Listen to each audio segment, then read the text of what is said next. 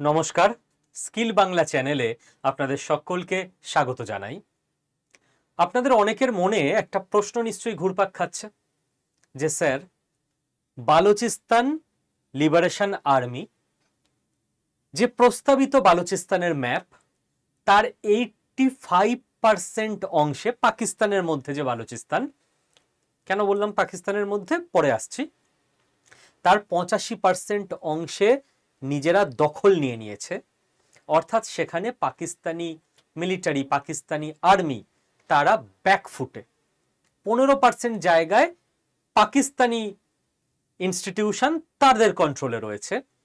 এরকম সময় ভারত কেন, যখন বালুচিস্তান স্বাধীন রাষ্ট্র হিসেবে নিজেদেরকে আনুষ্ঠানিকভাবে ঘোষণা করে দিল, ভারত কেন স্বীকৃতি দিল না প্রথম রাষ্ট্র হিসেবে? যে আমরা স্বীকৃতি দিয়ে দিলাম বালুচিস্তানকে আলাদা রাষ্ট্র হিসেবে, এবং আমরা চেষ্টা করছি কূটনৈতিকভাবে আরো যদি 10-15টা রাষ্ট্রের থেকে স্বীকৃতি আদায় করে এনে দেওয়া যায়, তাহলেই বালুচিস্তান স্বাধীন দেশটার পথ চলা শুরু হয়ে যেতে পারত। বাট ওরা স্বাধীনতা ঘোষণা করে বসে আছে। পাকিস্তানি আর্মি অপারেশন সাভানের মাধ্যমে ওদের ওপর অ্যাটাক করছে, ওরা পাল্টা পাকিস্তানি আর্মির ওপর অ্যাটাক করছে। এটাই চলছে। পাকিস্তানি আর্মির ঠিকঠাক গ্রিপ এই মুহূর্তে বালুচিস্তান প্রভিন্সে নেই, কিন্তু আন্তর্জাতিক কমিউনিটি বালুচিস্তানকে এখনো পাকিস্তানেরই অংশ বলে মানছে। যতক্ষণ না আন্তর্জাতিক কমিউনিটি আলাদা দেশ বলে বালুচিস্তানকে স্বীকৃতি দিচ্ছে, ততক্ষণ তো বালুচিস্তান আলাদা দেশ বলে গণ্য হবে না সারা পৃথিবীর কাছে। তাহলে ভারত এখনো চুপ করে বসে রয়েছে কেন? আর প্রথম কথা, ভারত চুপ করে বসে নেই। ভারতের বলা সবসময় মুখে বলা নয়। সাধারণ মানুষ মনে করে মুখে কিছু বললেই বুঝি বলা হচ্ছে, না হলে চুপ করে বসে আছে। তা নয়, কাজ অনেক কিছুই চলছে। এবার আমি সেগুলোকে এক এক করে কেন ভারত মুখে কিছু বলছে না সেটা ডিকোড করতে চেষ্টা করব। তার আগে দেখুন জায়গাটা কতটা ইম্পর্টেন্ট।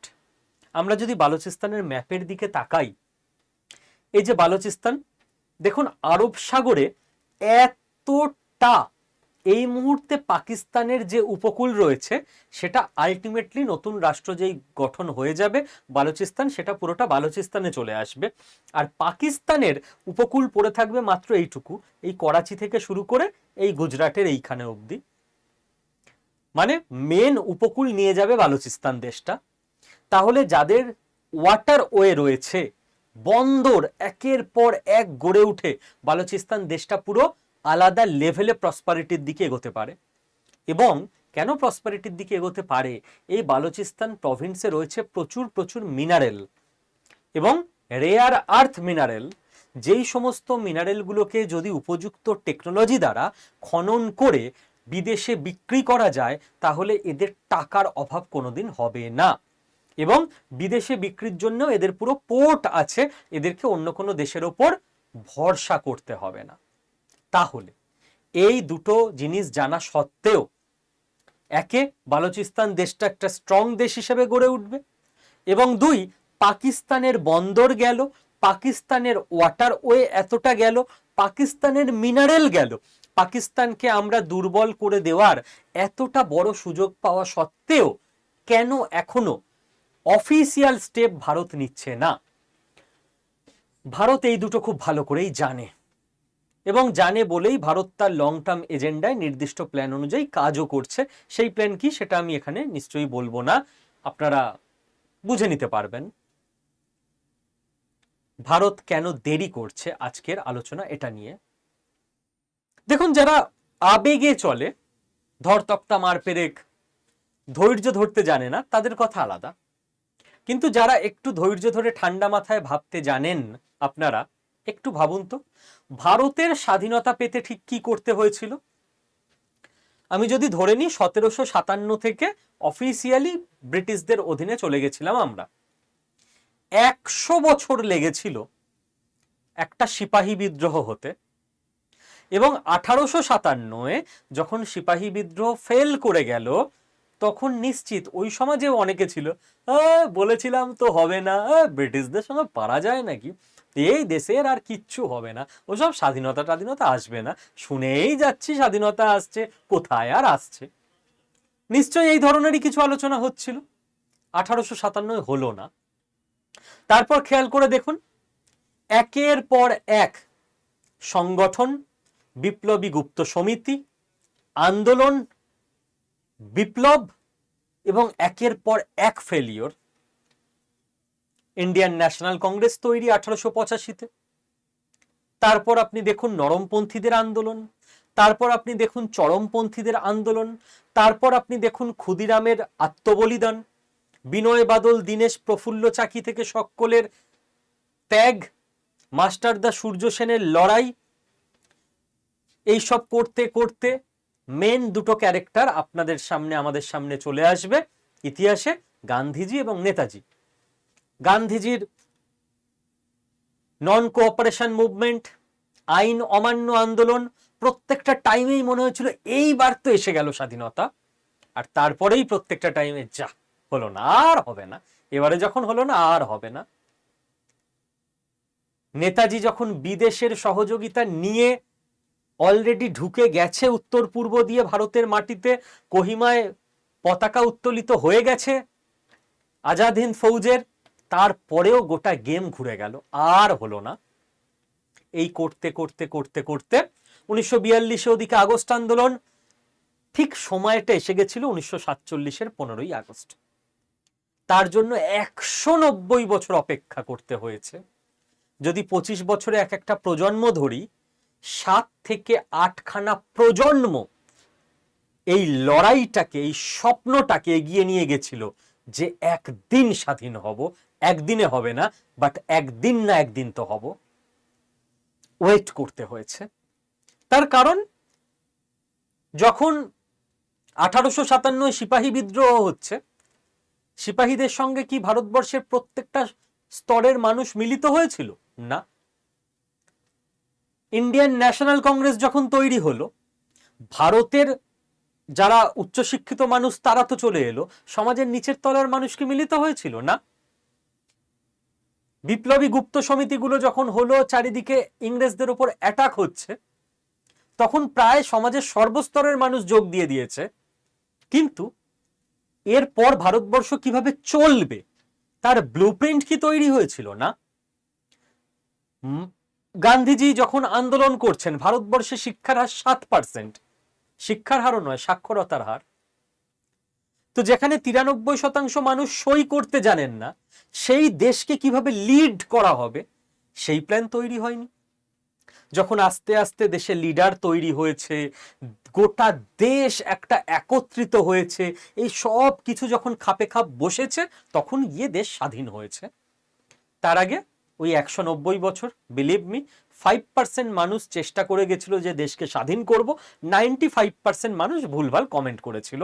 তখন সোশ্যাল মিডিয়া ছিল না, তো চণ্ডীমণ্ডপে কমেন্ট করতো, আর এখন সোশ্যাল মিডিয়ায় করে। তো বালুচিস্তান নিয়েও একই ব্যাপার। একটা দেশের স্বাধীন হওয়া ধৈর্য রাখতে হবে, রাতারাতি হবে না। পৃথিবীর ইতিহাসে কোনো দেশ রাতারাতি স্বাধীন হয়নি।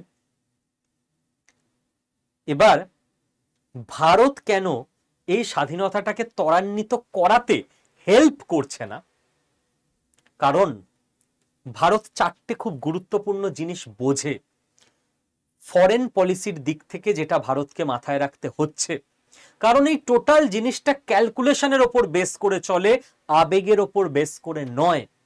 নাম্বার 1, ভারত খুব ভালো করে বোঝে যে এই যে বালুচিস্তান কনসেপ্ট, এই বালুচিস্তান কনসেপ্ট এখন তো আপনি ম্যাপে দেখছেন পাকিস্তানের মধ্যেই নিচের অংশটা, ওই যে লাল অংশটা, তাই তো? কিন্তু যারা বালোচ জনগণ, সেই বালোচরা আফগানিস্তানের এইখানেও কিছু লোক থাকে এবং ইরানের এই বর্ডারের দিকেও কিছু লোক থাকে। অ্যাকচুয়াল যে বালুচিস্তানের প্রস্তাবিত ম্যাপ, সেই ম্যাপে কিন্তু ইরান এবং আফগানিস্তানের কিছুটা অংশ পড়ছে। সেই জন্য বালুচিস্তান কনসেপ্টকে কোনোদিন ইরান সাপোর্ট করেনি।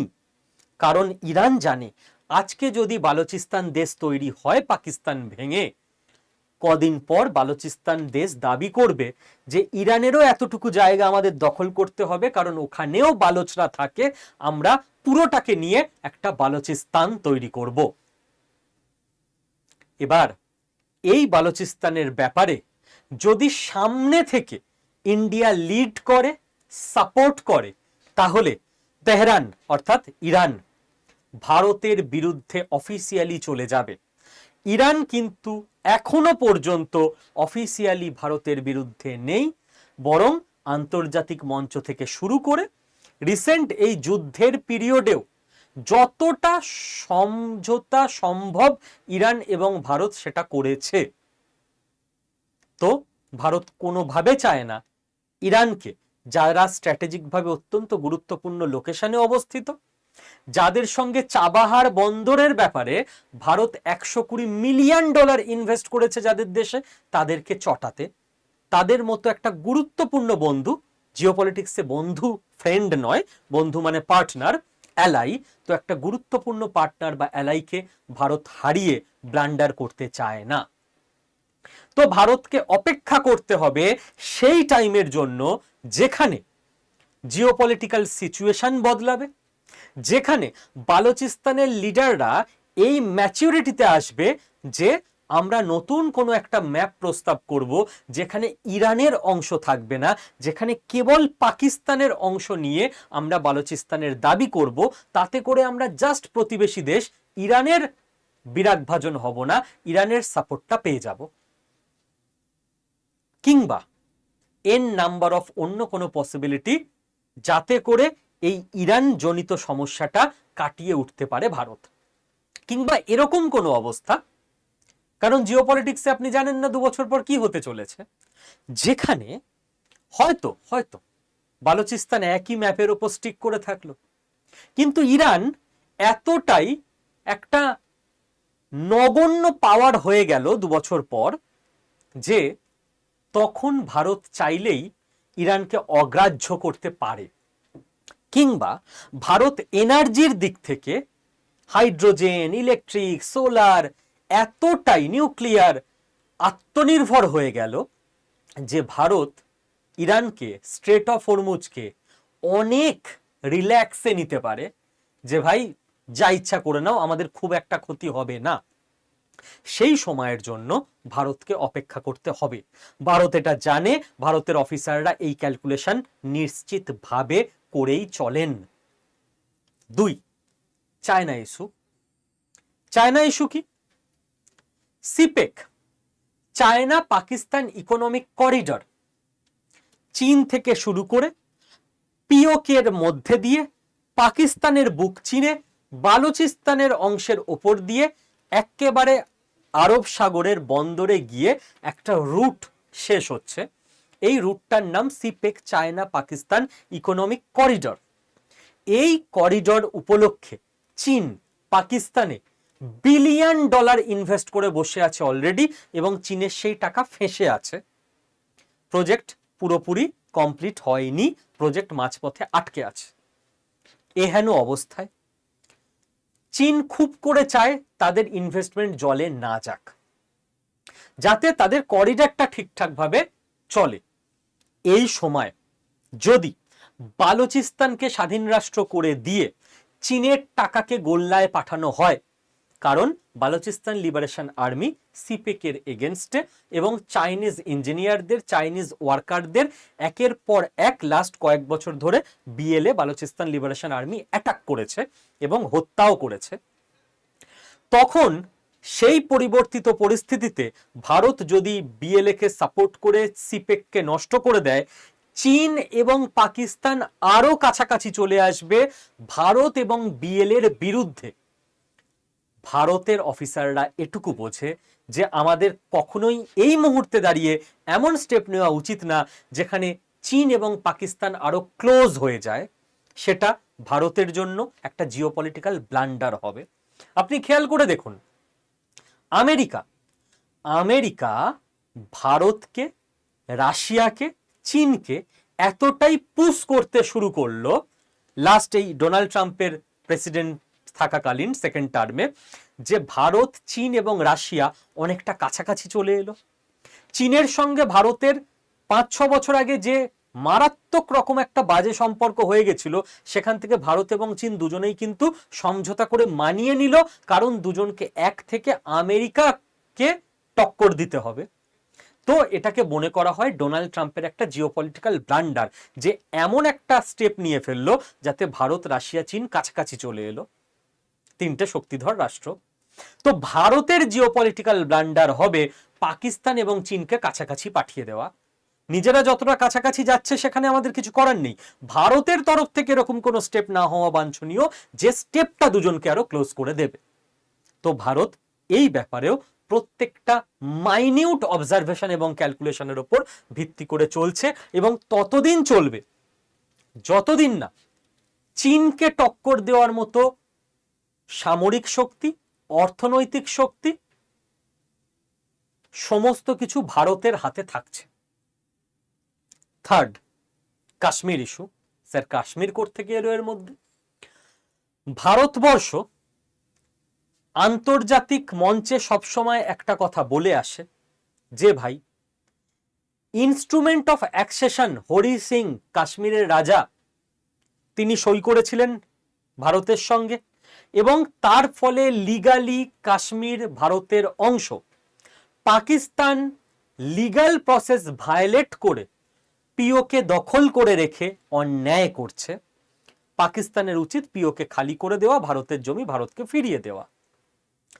এই ন্যারেটিভ ভারত যখন সারা পৃথিবীতে ইনজেক্ট করতে, মানুষকে বোঝাতে ব্যস্ত, সেই সময় ভারত যদি সামনে থেকে বালুচিস্তানকে সাপোর্ট করে, সামনে থেকে, পিছনে কি চলছে আলাদা, ঠিক আছে, প্ল্যান আছে, বলছি না, সেই মুহূর্তে কিন্তু পাকিস্তান সারা পৃথিবীতে পাল্টা ন্যারেটিভ এটাই চালাবে যে বালুচিস্তান, যেটা অফিসিয়ালি পাকিস্তানের জায়গা, কারণ যে কালাট রাজ্য ছিল তারা অফিসিয়ালি পাকিস্তানে যুক্ত হয়েছিল, তো সেই বালুচিস্তানে ইনসার্জেন্ট মুভমেন্টে ভারত ইগনাইট করে, ভারত সেই ইনসার্জেন্সিকে বারুদে আগুন লাগিয়ে পাকিস্তান দেশের সার্বভৌমত্ব নষ্ট করছে এবং অন্যায় করছে, ইললিগাল কাজ করছে। ভারতের সারা পৃথিবীতে কাশ্মীর নিয়ে যে ন্যারেটিভ, সেটা মারাত্মকভাবে কাউন্টার্ড হয়ে যাবে পাকিস্তানের এই নতুন ন্যারেটিভে। কাজেই বালুচিস্তান ইস্যুতে ভারত নিজের হাত পোড়াতে চায় না। 4, ভারতের অফিসাররা আর একটা ব্যাপার খুব ভালো করে বোঝে, সেটা হচ্ছে আমেরিকা ইস্যু। বারবার এই চ্যানেলে আলোচনা করেছি এবং আবারও বলছি, যেহেতু ইরানের সঙ্গে পাকিস্তান বর্ডার শেয়ার করে, এখনো পর্যন্ত ইরানকে আমেরিকা বাগে আনতে পারেনি। ইরানকে বাগে আনতে লাস্ট অপশন আমেরিকা ইউজ করতে পারে, আমেরিকার আর্মি একদম গ্রাউন্ড ইনভেশন করবে ইরানে, ইরানের মাটিতে নামবে। তখন পাকিস্তানকে আমেরিকার খুব করে দরকার হবে পাকিস্তান থেকে পুরো লজিস্টিক সাপ্লাই চেনটা যাতে আমেরিকা চালাতে পারে। তার জন্য পাকিস্তানের মাটি ব্যবহার করতে হবে আমেরিকাকে। আর তার জন্য যতক্ষণ না ফল অফ ইরান হচ্ছে, ততক্ষণ পাকিস্তান যতই দোষ করুক না কেন, তাদের বাবা বাছা করে বুকে রেখে দেবে আমেরিকা আগলে, যে ভবিষ্যতে এদেরকে লাগতে পারে আমার দরকারে। পাকিস্তানের লোকেশনটাই ওরকম, ইরানের পাশে, এবং আমেরিকা পাকিস্তানকে ইউজ করতে চায়, পাকিস্তান ইউজড হতে চায় টাকার বিনিময়। এহেন অবস্থায় পাকিস্তানে বালুচিস্তানে সমস্যা তৈরি যদি ভারত করে সামনে থেকে, পাকিস্তান কাঁদতে কাঁদতে চলে যাবে আমেরিকার কাছে, স্যার স্যার মারছে ওরা, এবং আমেরিকা চলে আসবে ভারতকে চাপ দিতে যে পাকিস্তানকে কিছু বলো না এখন, কারণ পাকিস্তানকে এই মুহূর্তে আমেরিকা একদম সিকিউরিটি দিয়ে বুকে রেখে দেবে ওদের দরকারে ইউজ করার জন্য। এখানেও ভারতকে ধীরে চলো নীতি নিতে হবে, এবং ওই যে ইরান পাকিস্তান কেস কতটা কি সলভ হচ্ছে, কোন দিকে যাচ্ছে, মোড় কিভাবে ঘুরছে, সেই দিকে নজর রেখে তবেই ডিসিশন নিতে হবে। না হলে আমেরিকার সঙ্গে সামনে সামনি লড়াইতে ভারত পড়ে যাবে, এবং ভারত এখনো নিজেকে আমেরিকা বানাতে পারেনি যে আমেরিকার সঙ্গে ভারত লড়ে নেবে। এবার আপনি বলবেন যে আচ্ছা, এই সমস্ত জিওপলিটিক্যাল সমস্যা তো নিশ্চয়ই 1971-এও ছিল, 1971-এ আমরা পাকিস্তানকে দুটুকরো করে দিতে পারলাম, আর এখন যে পাকিস্তান টুকরোটা আছে সেটাকে আবার দু টুকরো করার যখন কথা আসছে, এখন আমরা কেন পাচ্ছি না? তার অনেকগুলো কারণ আছে। নাম্বার ওয়ান কারণ তো বলাই বাহুল্য, তখন পাকিস্তানের হাতে নিউক্লিয়ার বোম ছিল না, এখন নিউক্লিয়ার বোম আছে। আপনি সামনে ঢুকে পাকিস্তান দেশটাকে দুটুকরো করতে চাইলে পাকিস্তান নিজের সার্বভৌমত্ব রক্ষার জন্য নিউক্লিয়ার ওয়েপন ইউজ করতে পারে। আপনি বলবেন আমাদের কাছেও আছে, আমরাও ইউজ করতে পারি। বালুচিস্তান তৈরি করতে গিয়ে আমরা পাকিস্তানের সঙ্গে নিউক্লিয়ার যুদ্ধ করব, এর থেকে বোকা বোকা অপশন আর কিছু হয় না। সেকেন্ড, দেখুন কিছু তো লিগাল ব্যাপার থাকে লোককে দেখানোর জন্য, বোঝানোর জন্য। 1971 আমরা সাকসেসফুলি সারা পৃথিবীকে দেখিয়ে দিয়েছিলাম যে দেখুন 70 লক্ষ রিফিউজি, সেই সময় 70 লক্ষ, যেহেতু বাংলাদেশ মানে পূর্ব পাকিস্তান সেই সময় আমাদের সঙ্গে বর্ডার শেয়ার করত, তো ওই দেশে ওরা অত্যাচারিত হলেই তারা বর্ডার থেকে হেঁটে এদেশে চলে আসতো। 70 লক্ষ রিফিউজি আমার দেশে ঢুকে গেছে, এদের খাওয়াবে কে, এদের থাকার জায়গা কে দেবে, এদের ট্রিটমেন্টের খরচ কে দেবে, এদের এডুকেশন কে দেবে? তো আমার দেশের প্রবলেম হচ্ছে আমাকে না গলাতেই হবে, আমার কাছে অন্য কোনো অপশন নেই। এই যে লজিকটা, এটা আজকে আমাদের কাছে বালুচিস্তান নিয়ে নেই। আমরা বলতে পারবো না যে বালুচিস্তানে কেউ অত্যাচারিত হচ্ছে, আমাদের দেশে বর্ডার দিয়ে ঢুকে যাচ্ছে, তো আমরা তো ইম্প্যাক্টেড হচ্ছি, এবার আমাদের তো স্টেপ নিতেই হবে। এটা আমরা বলতে পারবো না। সব থেকে বড় লজিক 1971 যেটা আমাদের হাতে ছিল এই মুহূর্তে নেই। তাই বলে কি আমরা ছেড়ে দেবো? না, আমরা ওয়েট করতে হবে কোন সময় পারফেক্ট কম্বিনেশন পারমুটেশন মিলিয়ে দেওয়া যাবে, সেই সময় ফাইনাল অ্যাকশন। সেকেন্ড কথা হচ্ছে অ্যাট্রোসিটি। দেখুন বাংলাদেশে সাধারণ মানুষের ওপর যেভাবে অত্যাচার করেছে পাকিস্তানি সেনারা, সেটা বালুচিস্তানে পাকিস্তানি সেনাদের যে অত্যাচার তার থেকে 100 গুণ বেশি, এটাই কোনো দ্বিধাদ্বন্দ্ব নেই। এবং বাংলাদেশে মুক্তিবাহিনী তো পরে তৈরি হয়েছে, তার আগে তো নিরীহ নিরস্ত্র মানুষরা জাস্ট তাদের জীবন গেছে, মেয়েদের সম্ভ্রম গেছে পাকিস্তানি সেনার হাতে। বালুচিস্তানে কিন্তু বালুচ আর্মির কাছে প্রথম থেকেই অস্ত্র রয়েছে, কাজেই তারাও পাল্টা মার দিতে পারে এবং তারাও আত্মরক্ষা করতে পারে। কাজেই যে বাংলাদেশে পাকিস্তান গণহত্যা এবং গণধর্ষণ চালিয়েছিল, সেইটাতে সারা পৃথিবী পাকিস্তানের এগেনস্টে চলে গেছিল মানবিকতার খাতিরে পূর্ব পাকিস্তানের মানুষদের প্রতি, সেইটা কিন্তু বালুচিস্তানের ক্ষেত্রে নেই। ইয়েস, অনেক গুম খুন হয়, পলিটিক্যাল খুন অনেক হয় বালুচিস্তানে, কিন্তু বাংলাদেশে গণহত্যা সেইটা বালুচিস্তানের ক্ষেত্রে হয়নি। তার ফলে ইন্টারন্যাশনাল সাপোর্ট কিন্তু মারাত্মকভাবে এই মুহূর্তে বালুচিস্তানের প্রতি যে প্রবল আছে তা নয়।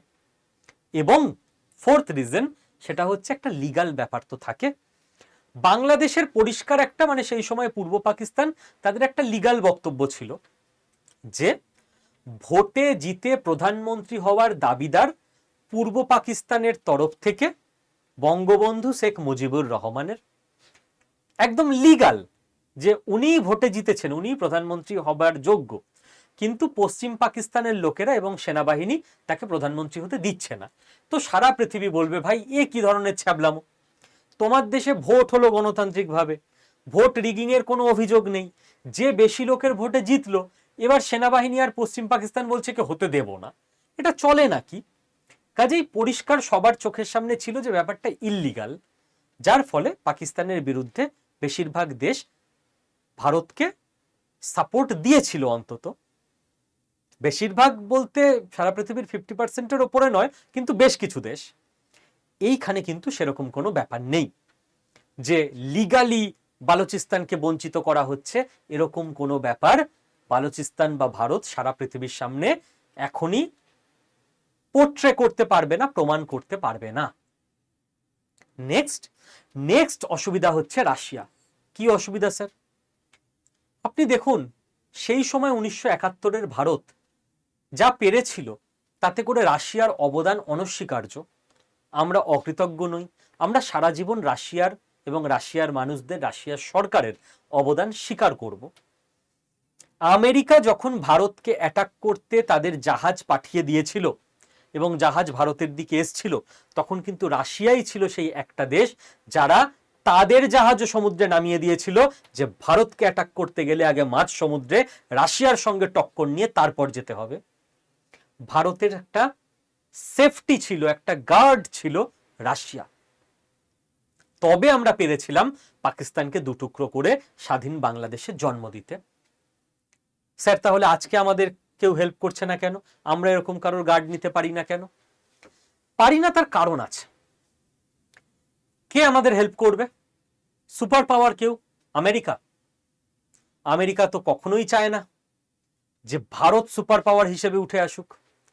ওরা চাইবে পাকিস্তানকে স্ট্রং রাখতে, যাতে পাকিস্তান ভারতকে প্রবলেমে রাখতে পারে এবং ভারত যাতে নিজের ইকোনমিতে গ্রো করতে না পারে। Second, France. ফ্রান্স ভারতের নতুন ভালো বন্ধু হিসেবে উঠে আসছে, কিন্তু কখনোই ফ্রান্স ভারতের হয়ে যুদ্ধ করতে আসবে না। Third, China. চীন কখনো চাইবে না যে ভারত পাকিস্তানকে দুর্বল করে দিয়ে আরো স্ট্রং হয়ে যাক। চীন সবসময় চাইবে পাকিস্তান নামক সমস্যাটা ভারতের পাশে থাকুক, যারা ভারতকে ডিস্টার্ব করতে থাকবে সেই সময় আমরা এগিয়ে যাব। Fourth, Russia. 1971-এর রাশিয়া মানে তখন ইউএসএসআর, তার আলাদাই পাওয়ার ছিল। আজকে ইউএসএসআর নেই, আজকে রাশিয়া। সেকেন্ড, 1971-এর সোভিয়েত ইউনিয়ন, তারা এটা মনে করত যে যুদ্ধটা হচ্ছে আমেরিকা বনাম রাশিয়ার। তো ভারত একটা ছোট্ট দেশ, আমাদের ছোট ভাইয়ের মতো, ওদের আমরা সেভ করে নেব। আসল লড়াই তো আমেরিকা রাশিয়ার, ভারতের একটু বেটারমেন্ট হোক, ভালো হোক, ওরা আমাদের ছোট ভাই। কিন্তু আজকে রাশিয়া জানে যে রাশিয়ার থেকে ভারত এগিয়ে গেছে ইকোনমির দিক থেকে, অন্য সব দিক থেকে। আজকে রাশিয়া ভারতকে আর ছোট ভাই হিসেবে স্নেহ করে না, বন্ধু হিসেবে রেসপেক্টফুল ব্যবহার করে। আজকে রাশিয়াও ক্যালকুলেট করে যে ভারতকে আরো স্ট্রং করে কি হবে, ওরা তো আরো বড় সুপার পাওয়ার হয়ে যাবে। এবং এই মুহূর্তে থার্ড, রাশিয়া যেভাবে ইউক্রেন যুদ্ধে আটকে আছে, রাশিয়া বালুচিস্তান প্রসঙ্গে ভারতের পাশে এসে দাঁড়াতে পারবে না। তাহলে আপনি যখন কোনো সুপার পাওয়ারকে একেবারে যুদ্ধের সময় পাশে পাবেন না, তখন নিউক্লিয়ার উইপন রয়েছে এরকম একটা দেশে মানে মৌচাকে গিয়ে ঢিল মারার কোনো দরকার নেই, যখন আপনি আক্রান্ত হতে পারেন মৌমাছির দ্বারা। সেই কারণে ভারতকে ওয়েট করতে হচ্ছে পারফেক্ট টাইমের জন্য।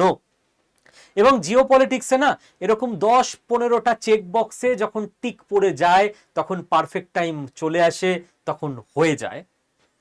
এবং এই ধৈর্যটাই, অপেক্ষাটাই, প্ল্যানিংটাই, প্রিপারেশনটা বেশিরভাগ মানুষই অপেক্ষা করতে পারে না। এই জন্য বেশিরভাগ মানুষই জিও পলিটিক্স জিনিসটাকে এনজয় করতে পারে না, বুঝতেও পারেন না।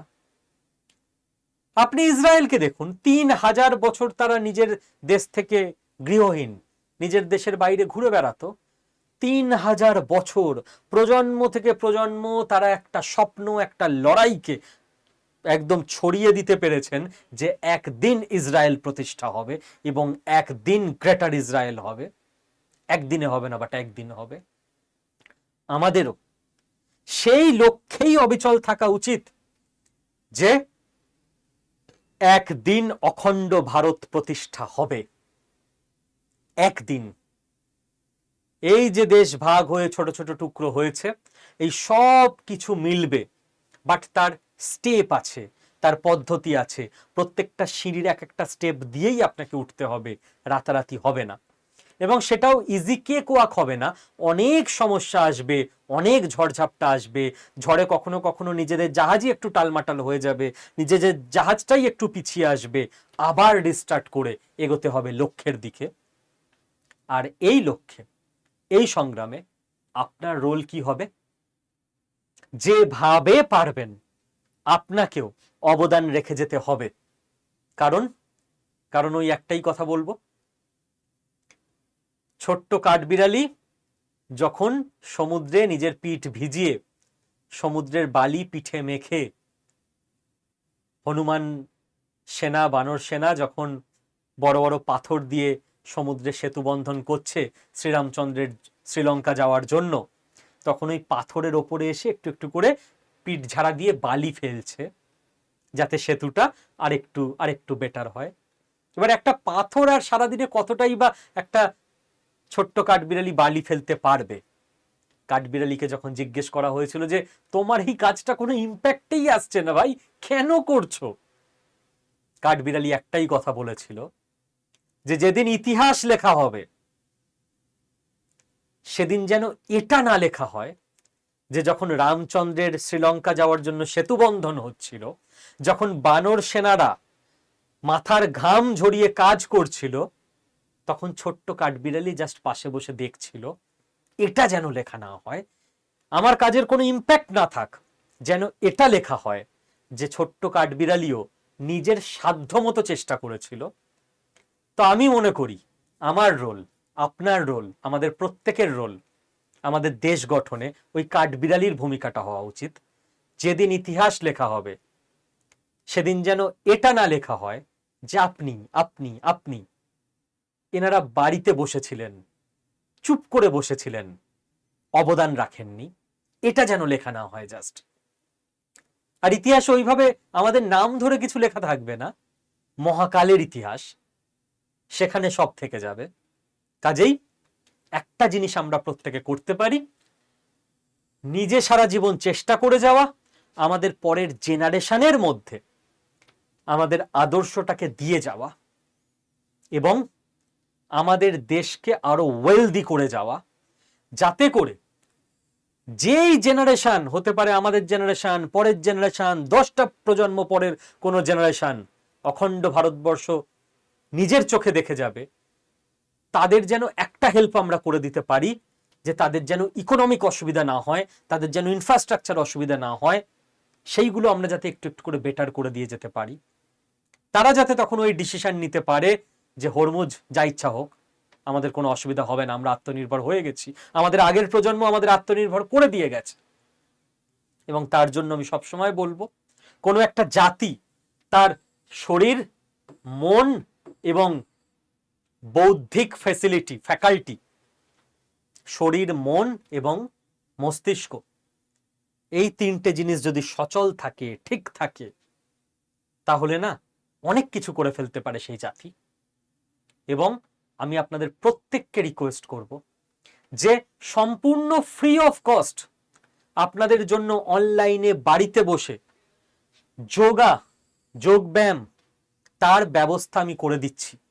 আপনারা জাস্ট বাড়িতে বসে ক্লাস অ্যাটেন্ড করুন, যোগা শিখতে শুরু করুন, নিজে প্র্যাকটিস করুন, নিজের বাড়ির বাকি 4-5 জন মানুষকে উৎসাহিত করুন, ক্ষতি হবে না। আপনার শরীর ভালো থাকলে ডাক্তারের খরচ কমবে, আপনি দিনে 8 ঘন্টায় যে কাজ করতেন এবার ডাবল কাজ করতে পারবেন, আপনার মন ভালো থাকলে আপনার পরিবারের সবাইও হ্যাপি থাকবে, বাকি 5 জনকেও আপনি ভালো রাখতে পারবেন, আপনার ব্রেন ভালো থাকলে আপনি আরো বেটার কাজ করে আরো বেশি টাকা পয়সাও উপার্জন করতে পারবেন পরিবারের জন্য, আপনার কোনো ক্ষতি হবে না যোগা করলে। তাই মঙ্গল, বৃহস্পতি, শনি রাত 8টা থেকে 9:45 লাইভে আড্ডা 24/7 অ্যাপের মধ্যে আপনাদের যোগা ক্লাস হবে। কাদের জন্য এটা ফ্রি দিয়ে দিয়েছি আমি? 2025 সালের আগস্ট মাস থেকে শুরু করে 2026 সালের জুন মাস পর্যন্ত আমাদের যত অনলাইন স্কিলের কোর্স হয়েছে, AI, digital marketing, next gen business accounting, exam counsellor, content creator, stock market, আরো যা যা, এই যে কোনো ব্যাচে কেউ আপনারা যারা এনরোল করেছিলেন তারা নিজেদের আড্ডা 24/7 অ্যাপের মধ্যে গিয়ে দেখে নেবেন। ঠিক আছে, আড্ডা 24/7 অ্যাপের মধ্যে গিয়ে দেখবেন, মাই কন্টেন্ট অপশানটায় ক্লিক করবেন, ক্লিক করলেই মাই পারচেজ এই অপশানটায় যাবেন, এই অপশানটায় গেলেই আপনি কমপ্লিট রিসেট বলে একটা ব্যাচ দেখতে পাবেন। এটা ফ্রি অফ কস্ট আপনাদের দিয়ে দেওয়া হয়েছে আমাদের তরফ থেকে গিফট হিসেবে। এই কমপ্লিট রিসেট ব্যাচে ক্লিক করলে আপনি লাইভ ক্লাস অপশন পাবেন, লাইভে ক্লিক করবেন, আপনি 21শে জুলাই আগামী মঙ্গলবার রাত 8টায় লাইভ ক্লাসে আপনি জয়েন করতে পারবেন। আর লাইভ ক্লাস হয়ে যাওয়ার পর ওইখানেই আপনার রেকর্ডেড ভিডিওটা থেকে যাবে, আপনি পরে রিভিশনও করতে পারবেন, পশ্চার কারেকশন ইত্যাদি সেগুলোও করতে পারবেন। কারোর যদি বুঝতে অসুবিধা হয় কি করে ক্লাসে জয়েন করবেন, আমাদের এই চ্যানেলের যে শর্টস সেকশন আছে, শর্টস সেকশনে আমি একটা স্ক্রিন রেকর্ডিং, ওটায় কোনো আওয়াজ নেই, ওটা খালি স্ক্রিন রেকর্ডটা আছে, সেটাও আপলোড করে দিয়েছি। সেখানে আপনি দেখে নিতে পারবেন কার পর কিসে ক্লিক করলে আপনি ব্যাচে পৌঁছাতে পারছেন। তো ধৈর্য ধরতে হবে। আশা তো এটাই করব যে স্বাধীন বালুচিস্তান রাষ্ট্র এবং অখণ্ড ভারত দুটোই যেন জীবৎকালে দেখে যেতে পারি, এবং প্রজন্ম থেকে প্রজন্মে আমাদের আলটিমেট আদর্শ আমরা যেন ছড়িয়ে দিতে পারি। এবং সেই কাজে আসুন আমি, আপনি প্রত্যেকে, স্কিল বাংলা পরিবারের সমস্ত মেম্বার কাঠবিড়ালির ভূমিকা পালন করতে চেষ্টা করি। ভালো থাকবেন প্রত্যেকে।